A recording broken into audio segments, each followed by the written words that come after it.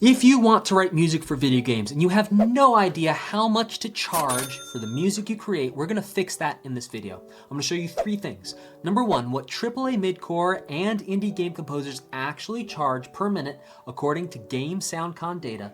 Number two, what full-time game audio freelancers really make per year in the US, Canada, European Union, and UK.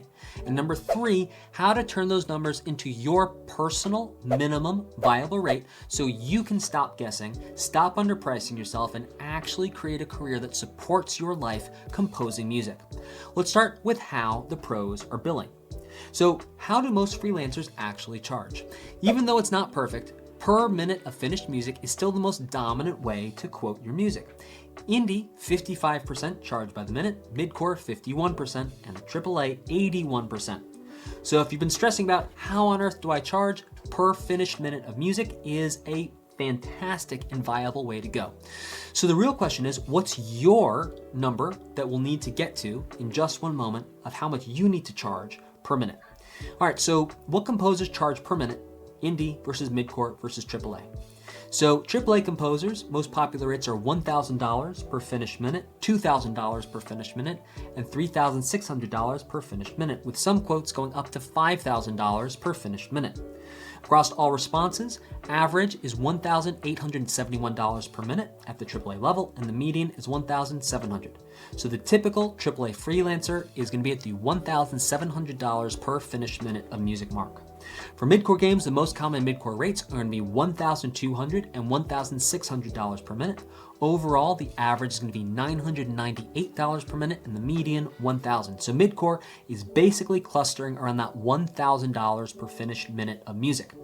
Indie games, this is the home base for most newer composers. The most common indie rate is $400 per finished minute of music. Overall, the average is $618. The median is $407. So the high end for both indie and midcore is $2,100 per minute. So we've got indies stacked around the $400 mark, with projects paying much more when scope and trust are higher. So what do full-time game audio freelancers actually make, and then how do we make those numbers work for you? Rates are nice, but rent is paid with annual income. So in US and Canada, the average income for a video game music composer is going to be $98,375 a year. The median is much lower at $58,800. In the EU and UK, the average is $58,775 and the median is $52,200, which means in both regions, the difference between the average and the median is because there's a small group of very high earners that pulls the average up, and that most people are actually below that. So the effect is stronger in the US and Canada, but the typical full-time freelancer is much closer to the median, not the average. So what is your minimum viable rate? And this is the number that matters the most to you, because this will let you know how much money you need to be making to support yourself from your video game music composition. Now, this is the only number that actually decides if this works as a career for you. Your minimum viable rate is the lowest per minute price where you can hit your yearly income goal without burning out. So for step one, we're gonna pick a yearly income target. So let's say your first goal is gonna be to start us off $60,000 per year. Now, this is not a dream life, but this is like it was worth the grind, right? All right, now step two, we're gonna convert weekly hours into minutes of music. So if on average, I finished 1 minute of game-ready music, and it took me 5 hours to do. Average would be 4 to 6 hours, right? So I'm gonna call it in the middle, 5 hours. Let's think about it this way. If we do 10 focused hours of music creation a week, times 48 weeks in the year, we're gonna take 4 weeks off. That's gonna equal 480 hours spent on composing music per year, hours per year. Now, if we go ahead and we take that 480 hours, we divide by 5, that's how many hours it takes us to produce 1 finished minute of music. That's gonna equal 95 minutes of finished music. So now let's do some money math. So if our goal is $60,000 a year, and we know that we're getting 95 minutes completed per year, and by the way, this is like pretty part-time, right? This is only 10 hours a week instead of 40 or 50 or 60 hours a week. You're really not working that hard at all. This is part-time. But if you have consistent work at 95 completed minutes per year, we say, okay, what is 60,000 divided by 95? That's going to equal $630 per finished minute. Okay, now you might not be able to start there, but you can start to see how this math, you actually can start to make sense of how am I going to make this a career. All right, so now let's do slightly different math. Let's say you're actually ready to put in some work, and not even a lot of work, just some work. All right, so let's say you do 30 hours a week that you spend on composing music. Now in that 30 hours a week, you're gonna do that again for 48 weeks. You're gonna take a month off. That's gonna get us a total of 1,440 hours of composing per year. Next up, let's say, okay, it's gonna take me 5 hours per finished minute of music. So we go 1,440 divided by 5.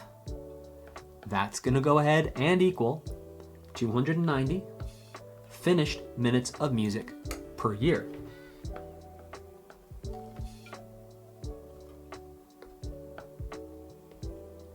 The minutes of music per year. Now, let's do some money math. 6,000, 60,000, 60,000 divided by 290 equals, drumroll please, only 205 dollars per finished minute of music. So we can see there's the same income goal here in two very different ways and two very different rates about going ahead and actually getting to that income goal.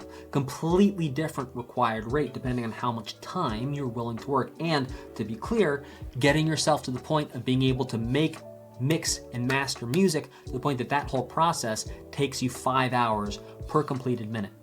So let's do a quick sanity check here. So if we go to the indie average of $400 per minute, at 5 hours per minute, your effective rate is going to be $80 an hour. Now, if you have revisions that you have to go back and spend more than 5 hours on that minute of music, let's say you get to 10 hours per finished minute of music, you're actually cutting your rate in half to $40 an hour. So revisions are part of the process, but it's important to factor that in to how much time it's going to take you to compose, and also important to factor that in for how many hours you need to be working per year to make your desired income. So this now turns into your minimum viable rate. So now if a developer offers you 20 minutes for $2,000, you don't guess. Your math's going to say, okay, we're getting 2K, and we need to produce 20 minutes. Right? I need, for example, let's say $600 a minute to hit my goal that I have. And we know that, now let's say my effective minimum rate is $600 to get to my goal. Now, $2,000 divided by 20 for 20 minutes, that's going to equal effectively $100 per minute. So I know that that is a hobby rate. That is not a professional rate. And so that's something where I might actually say no to that in favor of an opportunity that is going to pay me $600 per minute.